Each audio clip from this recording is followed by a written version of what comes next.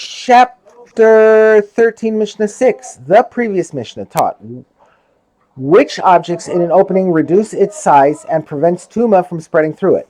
This Mishnah begins by teaching the conditions under which these objects do not reduce the size of the opening. These are the things that do not reduce the size of an opening to less than a tefach, and therefore do not prevent tumah from spreading through the opening. A bone from a corpse does not reduce the size of an opening in regard to tumah coming from other corpse bones, nor does flesh from a corpse reduce the size of an opening in regard to tumah coming from other flesh from a corpse.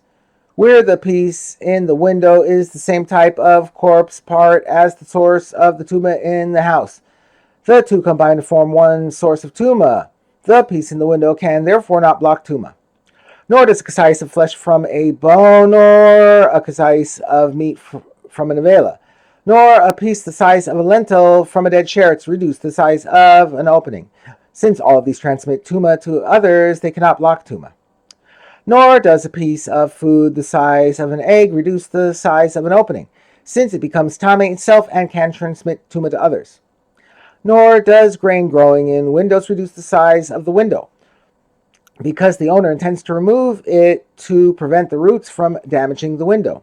Nor does a spider web that is not substantial reduce the size of a window. Nor does the nevela of a kosher bird whose owner intended to use it for food reduce the size of a window, since it is tameh as a food. Nor does the nevela of a non-kosher bird whose owner intended to use it as a food source reduce the size of a window if he made it susceptible to tumah by making it wet.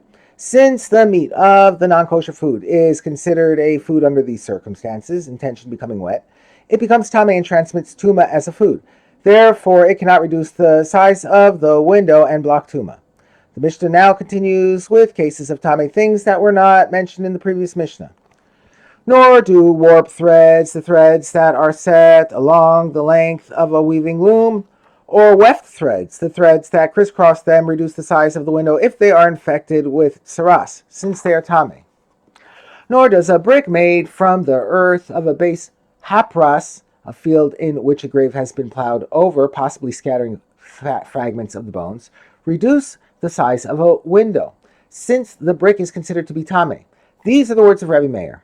But the rabbis say the brick does reduce the size of the window because the earth is tahor. Therefore, the brick made from it is tahor, and it can reduce the size of a window so that tumah does not spread through it.